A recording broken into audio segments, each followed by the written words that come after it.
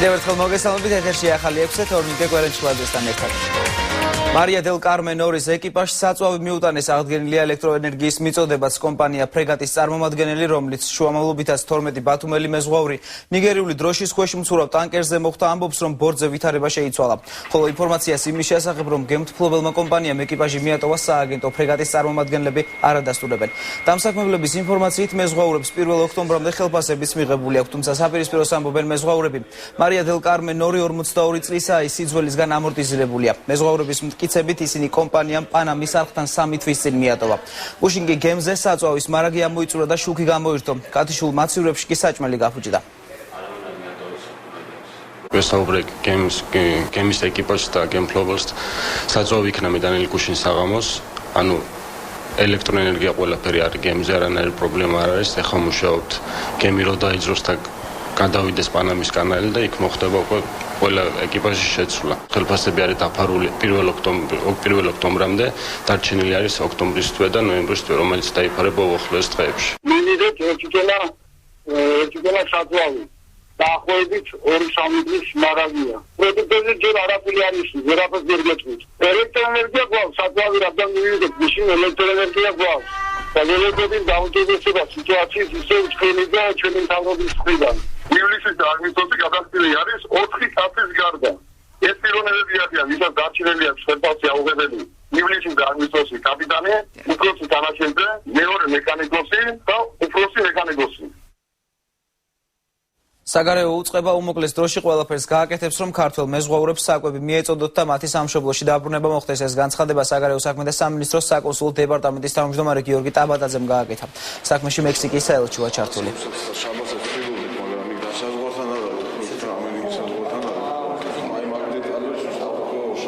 შაბათს უკვე ჩვენი ელჩი დაუკავშირდა ჩვენს მეზღვაურებს ტელეფონით, ესაუბრა, გაარკვია რა პირობებში იმყოფებოდნენ, ანუ გაარკვია ის, რომ მეზღვაურები თანახმანი არიან დაბრუნდეს საქართველოში. ამჟამად ჩვენ ხა უკვე ხვალიდან დავიწყებთ ტექნიკური დეტალების გარკვევას, თუ როგორ შეიძლება მათი წამოყვანა უსაფრთხოდ და მაქსიმალურად სწრაფ დროში. ასევე ჩვენი საზღვაო ადმინისტრაცია, პანამის საზღვაო ადმინისტრაციას დაუკავშირდება და სთხოვს, რომ მეზღვაურებს მიუტანონ საკვები და საწვავი. საქალაქო სასამართლოს გადაწყვეტილებით თბილისის მერის მოადგილეს შოთა ხიზანიშვილსა და კუდის დეპარტამენტის დირექტორის ყოფილ მოადგილეს ვაჟა ლელუაშვილს აღმკვეთი ღონისძიების სახით 2 თვიანი წინასწარი პატიმრობა შეეფარდათ. მოსამართლემ არ გაითვალისწინა არც უგულავას თავდებობა და არც შუამდგომლობა გირაოს დაკისრებასთან დაკავშირებით. ხიზანიშვილს ბრალი სამსახურებრივი უფლებამოსილების გადამეტებასა და ტექნიკური საშუალებებით მოპოვებული ინფორმაციის უკანონო გამოყენებაში, ლელუაშვილს კი სამსახურებრივი უფლებამოსილების გადამეტებაში, სხვისი ქონების დაზიანებაში და ტექნიკური საშუალებებით მოპოვებული ინფორმაციის უკანონო გამოყენებაში ედება. ის პირველ 2 ბრალდებას აღიარებს. ადვოკატების ინფორმაციით დაკავებულებს სავარაუდოდ გლდანის მერვე საპყრობილეში გადაიყვანენ. ხიზანიშვილისა და ლელუაშვილის წინა სასამართლოს სხდომა 2013 წლის 8 იანვარს ჩაინიშნა. დანაშაულს იგი არ აღიარებს, გამოძიებასთან თანამშრომლობს და რა კითხვებიც ჰქონდათ, მან პასუხი გასცა. მომავალშიც თუ რამე კითხვა ექნებათ, პასუხს გასცემს. ვერ გაიქცა სასამართლო გარკვეულწილად და გარკვეული ფორმით ისე გავლენას ამ შემთხვევაში ბრალდების მხრიდან. რამე თუ დაწყებული პროცესზე წარმოდგენილი მტკიცებულებებით, რაც ბრალდების მხარემ წარმოადგინა, იყო დაუსაბუთებელი, სუსტი და არარგუმენტირებული. შოთა ხიზანიშვილისა და ვაჟა ლელუაშვილის სასამართლო პროცესს თბილისის მერი დაესწრო. გიგი უგულავა ხიზანიშვილის დაპატიმრების საქმეს ბიძინა ივანიშვილის მიერ ინიცირებულად მიიჩნევს და ბრალდებებს უსუსურს უწოდებს. დედაქალაქის მერის განცხადებით ხიზანიშვილისთვის წინასწარი პატიმრობის შეფარდების საფუძველი არ არსებობდა, რადგან ის სამინისტროში ოპერატიულ საქმიანობას არ აწარმოებდა. მისივე თქმით, ბრალდებები პოლიტიკურ მიზანს ემსახურება, ეს მიზანი კი ვანო მერაბიშვილსა და თავად გიგი უგულავას უკავშირდება. როგორც ჩანს, ცდილობს ნამუსი მოიწმინდოს და თავის კოლეგებს დაუმტკიცებს, რომ ის მათ არ უსმენს.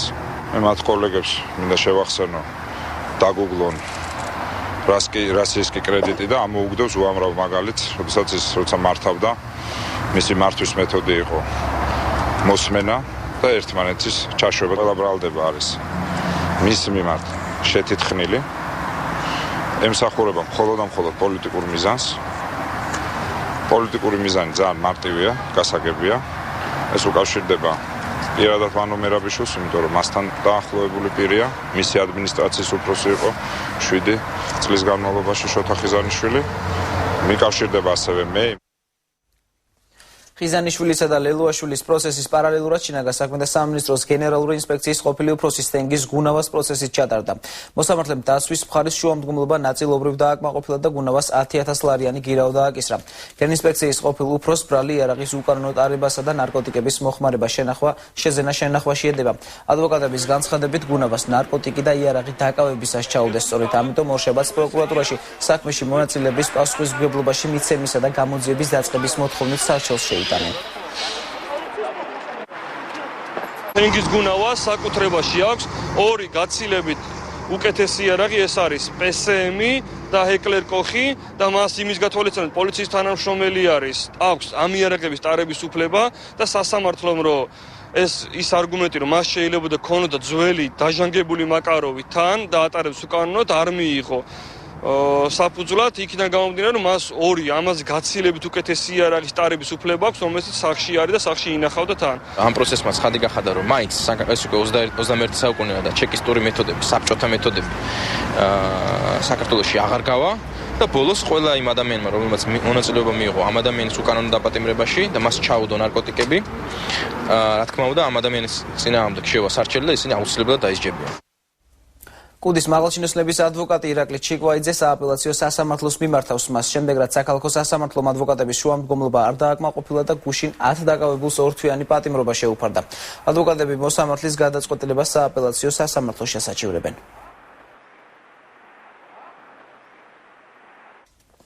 სამების საკათედრო ტაძარში წირვალოცვა გარდაბნისა და მარტყოფის ეპისკოპოსმა იაკობმა აღავლინა. როგორც გადაგებისას ეპისკოპოსმა ბრძანა პოლიტიკა, რომელსაც წინა ხელისუფლება ციხეებში ეწეოდა. ეს იყო ერის გენოციდი. პატიმრების უმრავლესობა დაავადებული ნაცემი და ნაწამებია. აუცილებელია ისინი, ვინც ამ პროცესის იდეოლოგები და ბრძანების გამცემები იყვნენ, გამოიჩინონ ვაჟკაცობა და საკუთარი ბრალი აღიარონ. სასულიერო პირის თქმით, სირცხვილია 21 საუკუნეში ქართველი ერი დიქტატურის პირობებში რამდენიმე კაცის ჭკუაზე ცხოვრობდეს. ერს თავისი იდეოლოგია უნდა გააჩნდეს. საქართველო კი ევროპისკენ მიემართება და ამაში ხელს ვერავინ შეუშლის. ბრძანა ეპისკოპოსმა. რა პოლიტიკასაც წინა ხელისუფლება ეწეოდა, ეს იყო გენოციდი ერის, იმიტომ რომ ახალგაზრდობის უმეტესობაზე იქ და უმეტესობა არის დაავადყოფებული. უმეტესობა ნაცემი და ნაწამებია. კიდევ განან და ამართლებენ სისტემის რაღაცას. ჩვენ ახლა არ ვითხოვთ რომ ვიღაცები დააპატიმრონ, დასაჯონ. ჩვენ ადამიანებს, იმ ადამიანებს თხოვთ, სულ რამდენი კაცი იყო, თვითონაც ხომ იციან. იდეოლოგები და ბრძანების გამცემები. ერთხელ მაინც გამოიჩინონ თავიანთ ცხოვრებაში ვაჟკაცობა და თავიანთი ბრალი აღიარონ და სხვები მაინც დაიცვან. თუ ვაჟკაცები არიან. სირცხვილია რომ 21 საუკუნეში ისეთი ერი როგორი ჩვენი ერია დიქტატურის პირობებში ცხოვრობდეს. ან რამოდენიმე კაცის ჭკუაზე ცხოვრობდეს. ერს თავის იდეოლოგია უნდა კონდეს და ეს აუცილებლად უნდა ვიცოდეთ. თუ რა ქვეყანას ვაშენებთ, ჩვენი ყველაზე ახლო სივრცე არის ევროპული სივრცე და მასკენ სწრაფვაში ვერავინ ხელს ვერ შეგვიშლის. მსახიობ გიორგი ფოჩხუას ოჯახი ახალ მთავრობასა და მთავარ პროკურორს მიმართავს და ხელახალ გამოძიებას ითხოვს. გიორგი ფოჩხუა 2012 წლის 14 აგვისტოს მოკლეს. გამოძიების ოფიციალური ვერსიით ბექა ცობეხიამ მსახიობის ცემად დაასახიჩა და უკვე გარდაცვლილი წყალში გადააგდო. ცობეხიას ბრალი განზრახ-მკვლელობის მუხლით აქვს აყენებული, რაც 16-დან 20 წლამდე პატიმრობას ითვალისწინებს. ფოჩხუას და მომღერალი ელენე ფოჩხუა აცხადებს, რომ ოჯახს ეჭვები აქვს და ბევრი დაუდგენელი გარემოებაა საქმეში. მისი თქმით, გიორგი ფოჩხუა მკვლელს არ იცნობდა. გარდა ამისა, უზუსტობა იყო ექსპერტიზის დასკვნაშიც. გარდაცვლილის ოჯახი მთავარ პროკურატურას ხვალ მიმართავს. მინდა მიმართო ახალ ხელისუფლებას და გენერალურ პროკურორს. ჩემი ოჯახის მოთხოვნაა, რომ თავიდან ჩატარდეს გამოძიება ამ საქმესთან დაკავშირებით. არის ძალიან ბევრი დეტალი, რომელიც დღემდე ჩვენთვის, ოჯახისთვის არის გაურკვეველი. ფილიპ გორდონი საქართველოს პრეზიდენტს მიხეილ სააკაშვილს შეხვდა. ინფორმაცია ამის შესახებ ქვეყნის პირველი პირის Facebook-ის ოფიციალურ გვერდზე გამოქვეყნდა. ამერიკა საქართველოს სამომავლო ურთიერთობები, ნატოში გაწევრიანების პერსპექტივები და ქვეყანაში მიმდინარე პოლიტიკური პროცესები. ეს იყო შეხვედრის მთავარი თემები. შეხვედრას ამერიკის ელჩი რიჩარდ ნორლანდი და საქართველოს უშიშროების საბჭოს მდივანი გიგა ბოკერიაც დაესწრნენ. შეხვედრის შემდეგ ფილიპ გორდონმა საქართველო დატოვა. სიღნაღის რაიონის ოფელ ბოდბის ხევის მოსახლეობა სახრამ სათესი მიწების დაბრუნებას ითხოვს. ადგილობრივების განცხადებით პრივატიზებული მიწები სოფლის ყოფილმარწმუნებულმა ყოველგვარი გაფრთხილების გარეშე გაყიდა. ბოდბის ხევლები ამბობენ, რომ წლების განმავლობაში უკანონოდ წარწმეული მიწების დაბრუნებას უშედეგოდ ცდილობდნენ. ახლა ისინი დახმარებას ახალ მთავრობას თხოვენ. სავარაუდოდ პროკურატურაში საშელსაც შეიტანენ.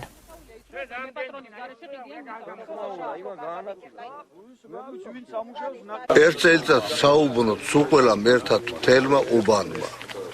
სამეზობლომ დავთესე, მოიყვანეთ მზესუმზირა, გავიყავით სულ ყველაფერი, მეორე წელიწადს იყო თუ მესამე წელიწადს, რავი ვიგაყიდა, როგორ გაყიდა, რანაირად გაყიდა, ადგილისთვის ერთ წელიწადს წავედი ხმორებისთვის, ბალახი უნდა მომეწებინა და ესე იგი ვინც იხიდა და ვინც მიიქნა, დაჟე იქაც არ შემიძლია. არავის არ გავუგებინებია რომ მიწა გაიყიდა თუ რა გაიყიდა. თელავში წაველი, თელავში ამონაწერი გავაკეთე სულ ყველაფერი. თბილისში გავგზავნეთ შესყიდვაზე მდევიყრები და მოვიდა გადაფარვა. რის საფუძველზეა გადაფარვა 2019-ში ეს პასპორტებია დარიგებული, კაცო, ამ ხალხზე გაცემული. და იმას აქვს 2007-ში არენდაშია გადატანილი პრივატიზებული ნაკვეთი, ნახევარი ჰექტარი და 20 ჰექტარი არის გაფორმებული პირდაპირ იმაზე. შესყიდვაზე, კაცო.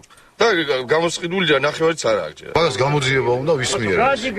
ვინ გაყიდა, რანაირად გაყიდა, პრივატიზებული მიწის საკუთრებაა და ხელყოფა ფაქტიურად. თუშეთის რაიონის მაღალმთიან სოფლებში მოსახლეობამ ზამთრის სეზონისთვის მზადება უკვე დაიწყო. როგორ ემზადება მოსახლეობა მაღალმთიან სოფლებში გამოსაზამთრებლად და რა პრობლემებით ხვდებიან ადგილობრივების ზამთარს, ნახეთ ჩვენი სიუჟეტი. წელიწადის ყველაზე ცივი სეზონისთვის მზადება გუდამაყრელებმა უკვე დაიწყეს. იმის გამო, რომ სოფელში ბუნებრივი აირი ჯერ არ არის, ადგილობრივები გასათბობად შეშის ხუმელს იყენებენ. მოსახლეობის ნაწილმა შეშა უკვე მოიმარაგა. შეშა ჯერ არ არის, ლოდებით გზა უნდა გაკეთებული იყო, შეშა საერთოდ უნდა მაიწყეს შეშა, ჯერ არ გაუკეთებიათ გზა. ასე წვალობთ ხოლმე შეშის მოტანა. ესე გენეცვლება და ყავშილები ქალაქში არა მარტო წეთ შეშის იდვა. მიჯარდებია რომ მოვლე, მაგრამ მე ვერ ვიშვებდი გენეცვლესე. სოფელში ისევე როგორც ბევრ მაღალმთიან სოფელში გზები ნოემბერში იკეტება და მაისამდე მოსახლეობა გარესამყაროსაა მოწყვეტილი. ამიტომ ადგილობრივები რამდენიმე თვის სამყოფი პროდუქტის მომარაგებაზე სრუნვას ადრევე იწყებენ. ხვილს მოიტანთ ზამთრისათვის რაღაც ისე რომ 1-2 ჩვენს სამი თვე გავიდეთ ივოლას. ადგილობრივებს გამოსაზამთრებლად სხვა ძროხა სოფლიდან ზამთრის საწოვრებზე მიჰყავთ. უკან გაზაფხულზე დაბრუნდებიან. გაზაფხულზე ვერ აქეთ მოვდივართ. გაზაფხულზე აქეთ მოვდივართ. შემოდგომით იქეთ მოვდივართ. უნტაბარობთ. ზოგი რუსთავში მიდი, ზოგი თბილისში, ზოგი სადა მერე გაზაფხულზე მოვლენის. რთული საცხოვრებელი პირობების გამო მოსახლეობა სოფლებს ტოვებს. მოუგვარებელი პრობლემები გუდამაყრელებს მამაპაპისეული კერის დატოვებას აიძულებს. ჩოხსა და ლუთხუბში მხოლოდ მოხუცები გადარჩნენ. დერამტოებენ ავადრო გავხდე ავადობ შვილო. ასე იგი აქ არის ზამთრები? არა, გენაცვალე აქ. ეს შინიან დაიკეტება შვილო და ზამთარში აი ესე თოვლი ვირღვევია და მთიდან თივა ესე ჩამოგიტანია.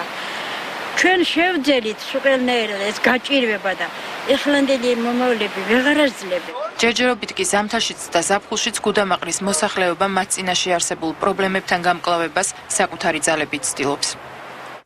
ლაგოდეხის რაიონის სოფელ ჭაბუკიანში ივერიის ღვთისმშობლის ხატის სახელობის დედათა მონასტერი გაიხსნა. ივერიის ღვთისმშობლის ხატი სპეციალურად ტაძრისთვის ათონის მთაზე დაიწერა და დღემდე ლაგოდეხის ყაზანის ღვთისმშობლის სახელობის საკათედრო ტაძარში იყო დაბრძანებული. ნეკრესის ეპარქიის სასულიერო პირებმა და მრევლმა ხატი ივერიის ღვთისმშობლის ტაძარში გადააბრძანეს. ფეხით მსვლელობა სოფელ გიორგეთის წმინდა გიორგის სახელობის ტაძრიდან დაიწყო, სადაც სასულიერო პირებმა ღვთისმშობლის სამადლობელი პარაკლისი გადაიხადეს. მონასტრის მშენებლობა ვახტანგ ჭუმპაშვილმა უწმინდესი სილია მეურისა და ნეკლესის ეპარქიის მეუფის მიტროპოლიტ სერგის კურთხევით 1 წლის წინ დაიწყო. მონასტერი დღეს მიტროპოლიტმა სერგიმ 7 მეუფესთან ერთად აკურთხა. მონასტრის გახსნასთან დაკავშირებით ეს მსვლელობა მოეწყო, ხატი გადმოგზანდა და აქ დაივანებს საბოლოო, ასე ვთქვათ, თავის მადლით დალოცავს აქედან თელს ეპარქიას და თელს საქართველოს. მე მინდა ეს მადლი და წყალობა დაულოცო და მიულოცო თელს საქართველოს, თელ მართლმადიდებულ საქართველოს. და უსურვო, რომ ღვთისმშობლის ფარველობა უკუნისამდე არ მოკლებოდეს ყველა ჩვენთაგან, ჩვენს მამულს და წყალობა ღვთიური ყოფილიყოს ჩვენთან. ამინ. ისეთი ისტორიული, რაც ზოგიერთ რაიონებს აქვს, არა აქვს ჩვენს რაიონს და სურვილი მქონდა, რომ ეს ტაძარი ესეთი მნიშვნელოვანი ტაძარი აგებული იყოს და ყველაზე მეტად მნიშვნელოვანი ის არის, რომ ათონის მთაზე დაიწერა ეს ხატი. განათლება და ინოვაცია ამ სახელწოდებით გორის უნივერსიტეტში რიგით მეხუთე საერთაშორისო კონფერენცია გაიხსნა. მასში ქართველ მეცნიერებთან ერთად 5 ქვეყნის პოლონეთის, უკრაინის, ლიტვის, იტალიის, სომხეთის წარმომადგენლებიც მონაწილეობდნენ. გორის სახელმწიფო უნივერსიტეტის რექტორის გიორგი სოსიაშვილის განცხადებით მსგავს კონფერენციებს დიდი მნიშვნელობა აქვს. განათლება და ინოვაცია 18 ნოემბერს დაიხურება. ეს კონფერენცია ემსახურება მიზანს, რათა ინდოევროპულ დაახლოს ერთმანეთთან მეცნიერები ხელი შეუწყოს კვლევითი მუშაობის გაფართოებას და გორის უნივერსიტეტის ჩართულობას ამ საერთაშორისო საგანმანათლებლო სივრცეში და კვლევით სივრცეში. ასე რომ მე ვფიქრობ, ძალიან საინტერესო კონფერენცია გამოგვივიდა, ეხლა სექციური მუშაობა გაგრძელდება და იმედია, რომ ჩვენი სტუმრები კმაყოფილებით დატოვებენ გორის უნივერსიტეტს. ბიოლის ფონდის სამხრეთ კავკასიის რეგიონალური ბიუროს პროექტის ფარგლებში ფოთში მცხოვრებ დევნილ ახალგაზრდებსა და საზოგადოების სხვადასხვა სფეროს წარმომადგენლებს შორის მორიგი დისკუსია გაიმართა. დისკუსიამდე ფილმი უჩვენეს, რომელშიც იმ პრობლემებზე იყო საუბარი, რომლებიც იძულებით გადაადგილებულებს აწუხებთ. დისკუსიას კინომცოდნეები თეო ხატიაშვილი და ნინია კაკაბაძე უძღვებოდნენ.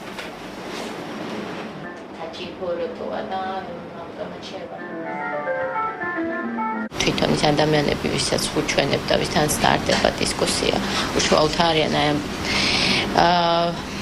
უშუალოდ იწვნიეს თავის-თავზე მთელი ეს პრობლემები, მაგრამ დღეს გვაქვს უკვე მხატვრული ფილმი, თუმცა ძალიან სერიოზული პრობლემა აქაც წამოჭრილი და ცხადია, როდესაც ვარჩევთ ფილმს, სწორედ ამ ნიშნითაც ვარჩევთ ხოლმე, რომ ის იყოს არა მხოლოდ კარგი ფილმი, კინემატოგრაფიული ნიშნით გამორჩეული, არამედ იყოს რაღაცა მწვავე პრობლემა, იყოს მასში წამოწეული, რომელიც იქნება, რომელიც მოგცემს საშუალებას, რომ დისკუსია წავმართოთ.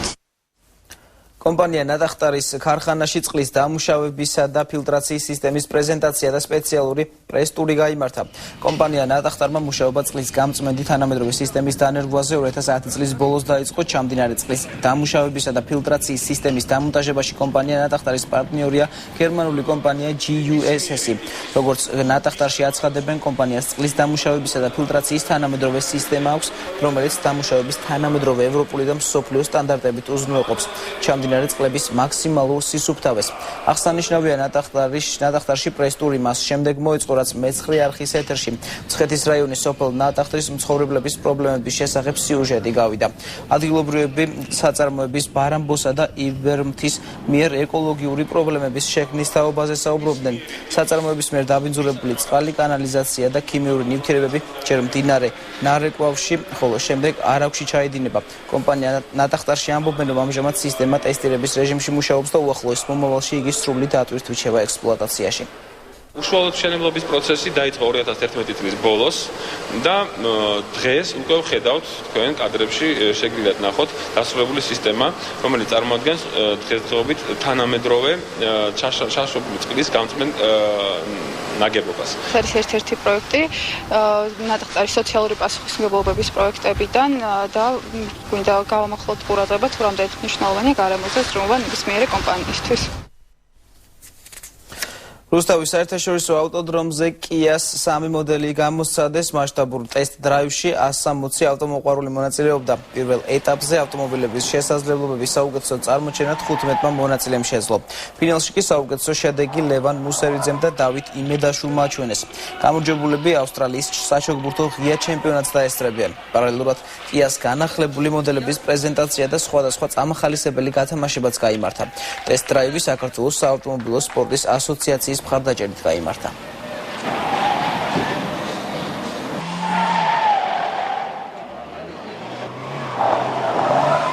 დღეს ჩვენ გამოვიყვანეთ 3 Kia-ს ფლაგმანი მოდელი, საიდანაც ერთი არის 2013 წლის და ჯერ საერთოდ არც ერთი არც კი არის გაყიდული და მხოლოდ დღეს შეძლეს ადამიანმა ენახათ პირველად ეს ავტომობილი და ჩვენი აზრით ეს არის ერთ-ერთი ყველაზე მასშტაბური ღონისძიება. ბანკ რესპუბლიკას აქვს ესეთი პროექტი უდარდელი ერთი წელი ავტოგანვადებების აქცია წლის ბოლომდე და Kia-მ შემოგთავაზა რამე ერთობლივად გაუკეთებინა და გადაწყვეტ რომ გაუკეთებინა ავტორ ბოლა. და მეგონი ძალიან საინტერესო იყო. ძალიან მაგრად მომეწონა. განსაკუთრებით პირველი ადგილი, იმიტომ რომ რა ვიცი, ძალიან მაგარია. პოლიტპატიმარმა მერაბ რატიშვილმა ახალი რომანი გამოაქვეყნა, რომელიც ჭაბუა ამირეჯიბს ეძღვნება. წიგნის პრეზენტაციაზე საზოგადოებისთვის ცნობილმა სახეებმა და სხვადასხვა პოლიტიკური წრეების წარმომადგენლებმა ისაუბრეს. რომანი „დაკარგული ფურცლები“ ავტორის რიგით მეხუთე ნაწარმოებია და რუსთავის მეექვსე სასჯელასრულების დაწესებულებაში დაიწერა. პრეზენტაციის შემდეგ ერთი ეგზემპლარი ჭაბუა ამირეჯიბსაც გადაეგზავნა წიგნი, რომელიც დღეს იუბილარია. დღეს გაიმართა მერაბ რატიშვილის ახალი რომანის „დაკარგული ფურცლების“ პრეზენტაცია, რომელიც ჭაბუა ამირეჯიბის შემოქმედებას მის ოჯახს მიუძღვნა. მოგახსენებათ, რომ დღეს ბატონ ჭაბუას 91 წელი შეუსრულდა და ფაქტურად ჩვენ ვეცადეთ, რომ დაგვემთხვია ეს პრეზენტაცია მის დაბადების დღისთვის. კაცი როგორი ნიჭიერი კაცი უნდა იყო და როგორი ჭკვიანი კაცი დაგიჭირონ. წესიერი, პატიოსანი, პატრიოტი, რაინდი კაცი, მამულიშვილი დაგიჭირონ და იქ მწერლად გადაიქცა და წიგნების წერა დაიწყო. ეს არის საოცრება. მე მიხარია დღევანდელი დღე. ბატონი მერაბი არის გმირი კაცი, რომელიც დააპატიმრეს აბსურდული ბრალდებით 2007 წელს. ეწოდას ახდედნენ, რომ ოპოზიციაზე ეთქვა, რომ რუსეთის ჯაშუშები არიან და კატეგორიული უარი მიიღეს მისგან. დარჩა ასეთ ციხეში, ურთულეს პირობებში. იქ დაწერა ყველასათვის დღეს ცნობილი რომანები, რომელიც გახდა პოპულარული და მნიშვნელოვანი მოვლენა. ამ დროსთვის სულ ეს იყო პირდაპირ ეთერში ზუსტად 9 საათს მთავარი საინფორმაციო გამოშვებით დაუბრუნდებით. დარჩით ჩვენს